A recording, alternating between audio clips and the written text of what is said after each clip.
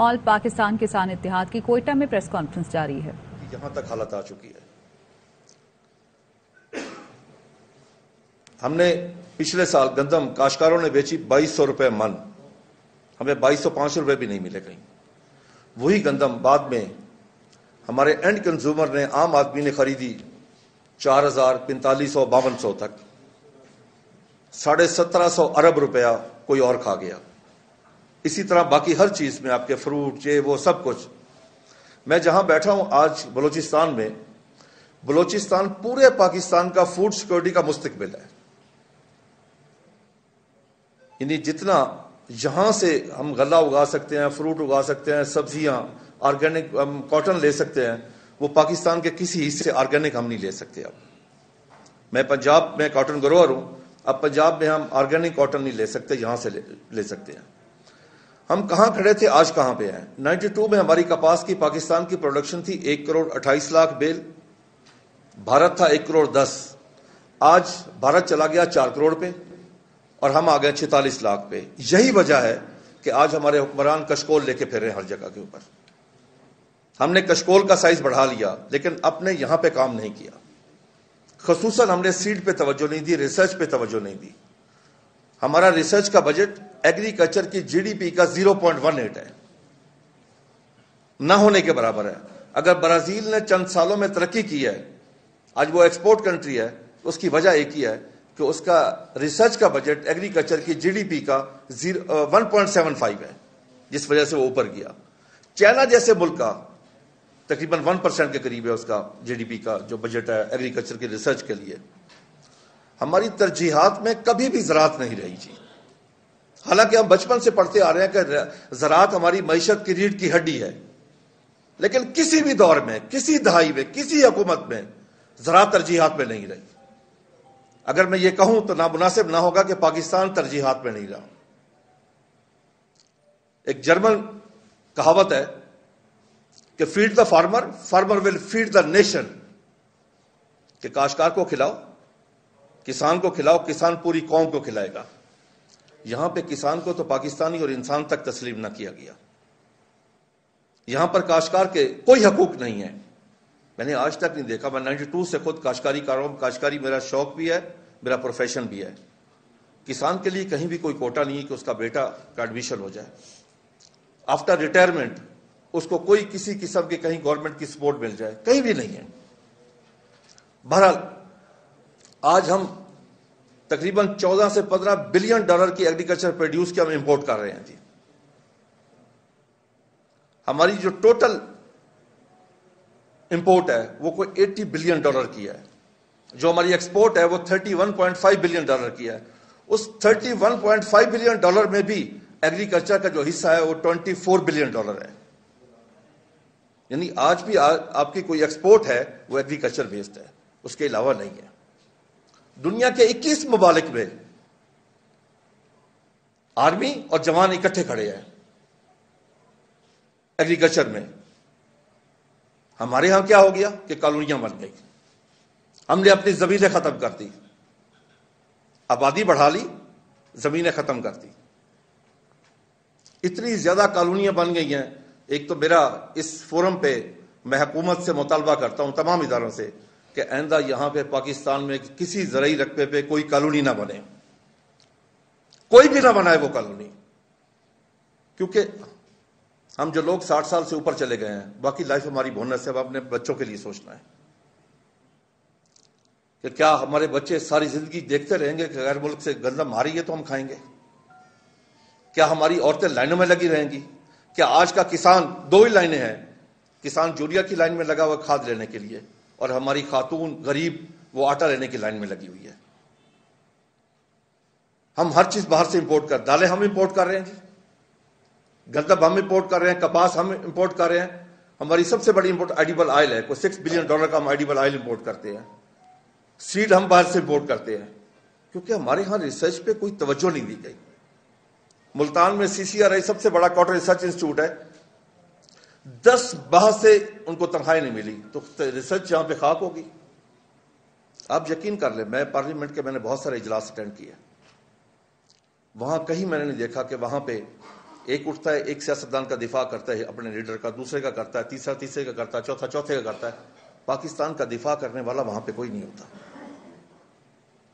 پاکستان سے مراد عوام کا دفاع.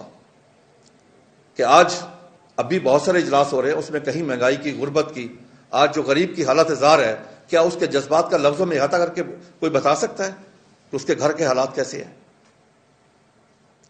کیا ہم نے آگے زندگی کیسے گزارنی ہے؟ اس وقت نمبر 1 پہ فوڈ سیکورٹی یا بارڈر سیکورٹی نمبر 2 پہ چلی گئی ہے. چائنا نے اگر زراعت میں ترقی کی تو چائنا نے موزے تن نے اس وقت پاک افواج کو، اپنی فوج کو، اپنی آرمی کو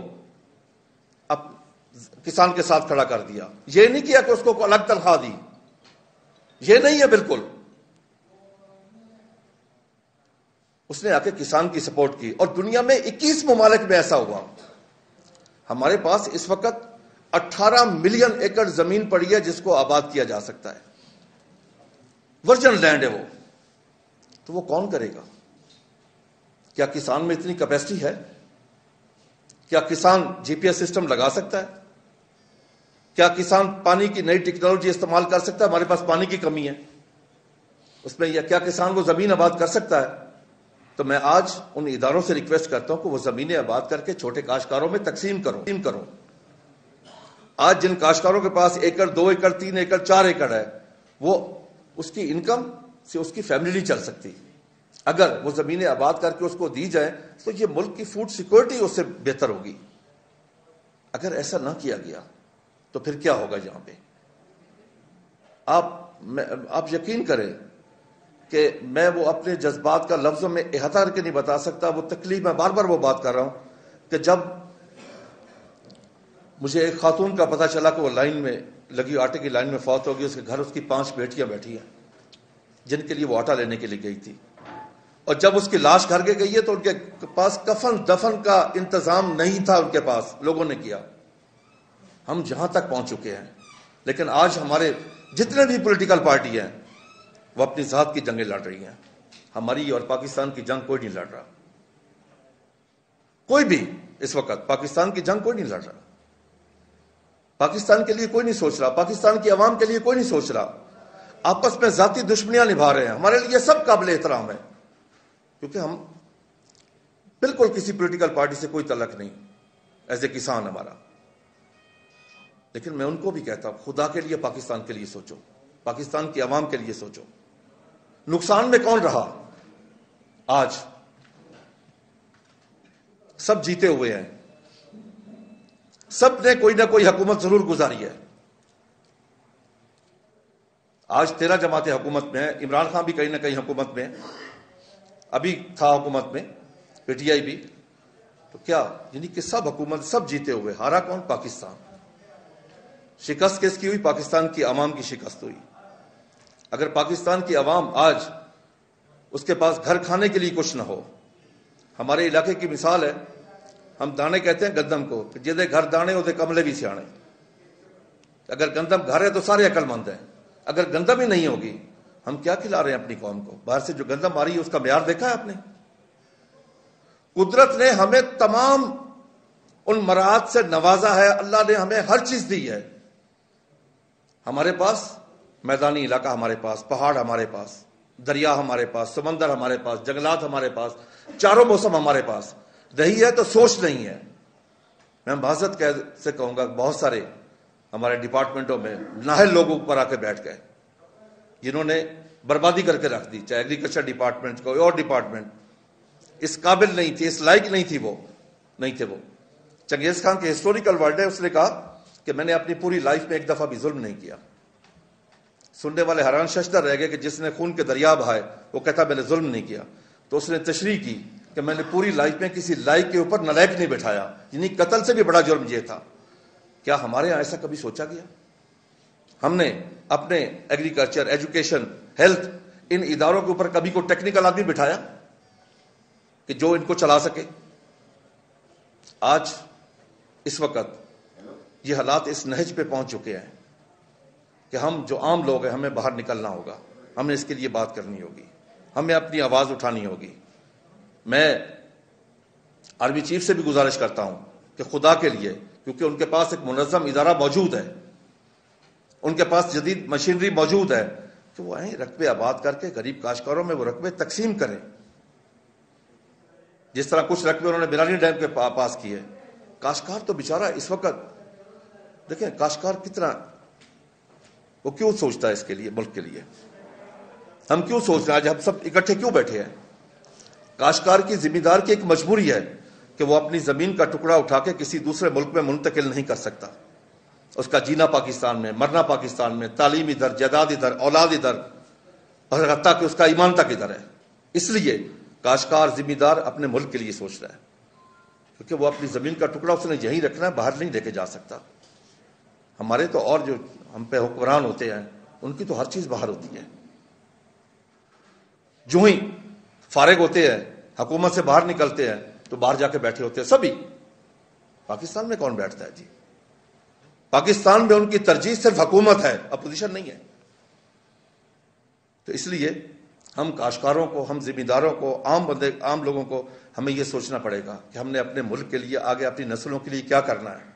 کہیں یہ نہ ہو کہ ہمارے بچے ہماری قبروں کے آپ بیٹھ جائیں کہ ہمارے لیے آپ کیا کر کے گئے ہیں. آج اس وقت میں بلوچستان میں حاضر ہوا ہوں. جو بلوچستان کے بارے میں نے سنا, جو میں نے پڑھا, کہ یہ بھی ایک سونے کی چڑیا ہے ہمارے لیے, ہمارے ملک کے لیے, پاکستان کے لیے. صرف پاکستان کے لیے نہیں, یہ بلوچستان قدرت نے اتنا بڑا بنایا کہ پورے ریجن کو کھلا سکتا ہے یہ بلوچستان. لیکن بلوچستان کو کبھی اس لحاظ سے کبھی اہمیت دی ہی نہیں گئی, اس کے بارے میں کبھی ایسا سوچا ہی نہیں گیا. اگر چائنا میں وہاں کے جو ریگستان تھے, وہاں کے جو چولستان تھے, وہاں کے ایسے ہم سے ملتے جلتے, آج وہاں پہ 100% فارمنگ, کاشتکاری ہو رہی ہے. انڈیا کے راجستھان کو دیکھ لیں اور ساتھ ہمارا دیکھ لیں, ہمارا روئی سارا اجڑا پڑا ہے, ان کا 100% آباد ہے. ہندوستان میں کپاس 70% برانی ہے, برانی 70%. ہمارے پاس 1 ایکڑ بھی برانی نہیں ہے. وہاں کے سسٹم اور یہاں کے سسٹم میں اس وقت ایگریکلچر پہ ہماری جو انویسٹمنٹ ہے, جہاں سے 15,000 ارب کی پروڈیوس لی جاتی ہے ایگریکلچر سے, وہاں پہ انویسٹمنٹ کیا ہے چاروں صوبوں اور وفاق کی ملا کے؟ زیرو. اگر 40-50 ارب خرچ کر دے تو زیرو ہی ہوا نا, جہاں سے 15,000 ارب لیا جاتا ہے. اس وقت میں تمام اداروں سے, حکومت سے, اپوزیشن سے, میں سب سے گزارش کرتا ہوں, خدا کے لیے کچھ ٹائم پاکستان کے لیے نکال لو. اگر پاکستان کے بارے میں آج نہ سوچا گیا,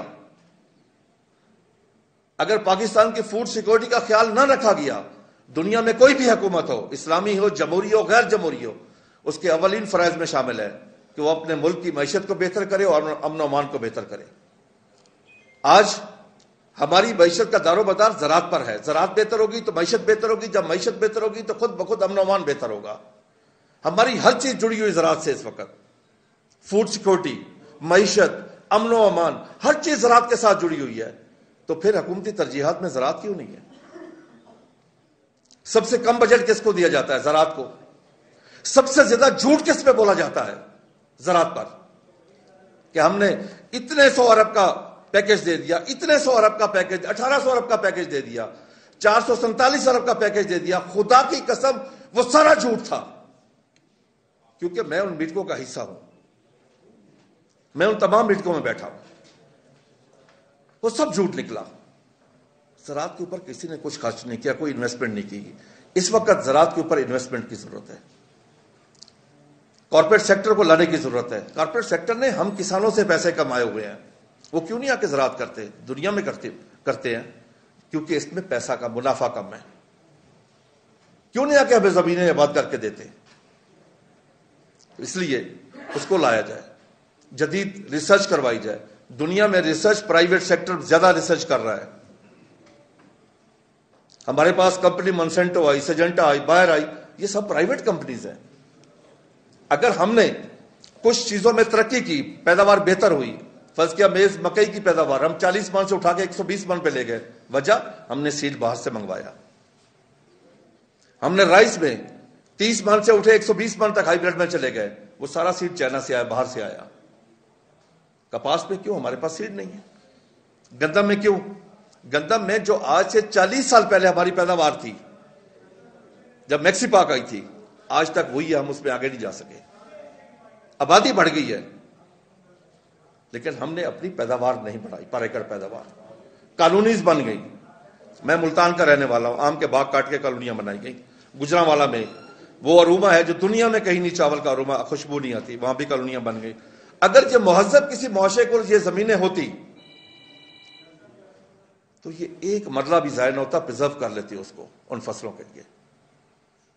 اسی طریقے سے جتنی بہتر کوالٹی کا سیڈ بلوچستان میں ہو سکتا ہے، میں گارنٹی سے کہہ سکتا دنیا میں کہیں اس سے بہتر نہیں ہو سکتا. صرف انویسٹمنٹ کی ضرورت ہے، اور وہ انویسٹمنٹ ہمارا چھوٹا کاشتکار انویسٹمنٹ نہیں کر سکتا. وہ پرائیویٹ سیکٹر کو کرنا چاہیے، وہ بڑے اداروں کو آگے کرنا چاہیے. میں چیف آف رہا ہوں کہ خدا کے لیے ان چھوٹے کاشتکاروں پہ رحم کریں. آپ کی بات سنی جاتی ہے اس ملک میں، آپ حکومت کو مجبور کریں. آپ کے پاس انجینئر ڈپارٹمنٹ ہے پورا، یہ زمینیں آباد کر کے، جس طرح آپ نے ایک مثال قائم کی کہ بیرانی ڈیم کے نزدیک کچھ رقبہ آباد کر کے دیا، اس طرح باقی بلوچستان کو بھی آباد کر کے کاشتکاروں میں تقسیم کریں. کارپوریٹ سیکٹر کو لائیں، اس کو انوائٹ کریں، ان کو کہیں کہ آپ نے یہیں سے پیسہ کمایا ہے پاکستان سے، یہاں کچھ انویسٹ بھی کر دیں. دنیا میں جو بھی پرائیویٹ سیکٹر جہاں سے کماتا ہے وہاں کچھ نہ کچھ وہ ایک حصہ انویسٹ کرتا ہے. پاکستان میں ایسا نہیں ہے جی.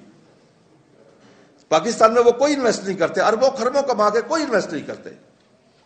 تو میں اب سب کا مشکور ہوں. میں اب ریکویسٹ کروں گا، میں ان کا بلکہ بہت زیادہ مشکور ہوں ملک نصیر احمد شوانی صاحب کا کہ انہوں نے ٹائم دیا اور یہاں ہمارے ساتھ بیٹھے، کیونکہ وہ بلوچستان کی ایک پہچان ہے. بلوچستان میں ان کی سب سے بڑی تنظیم ہے، بلکہ انہوں نے سب تنظیموں کو ضم کیا ہوا ایک جگہ پہ. یہ بہت بڑی بات ہے جی. ہم پنجاب میں یہ نہیں کر سکے جو انہوں نے بلوچستان میں کر. میں ان سے ریکویسٹ کروں گا کہ کیونکہ بلوچستان کے بارے میں زیادہ وہ جانتے ہیں. مزید خبریں شامل کریں گے اس بریک کے بعد.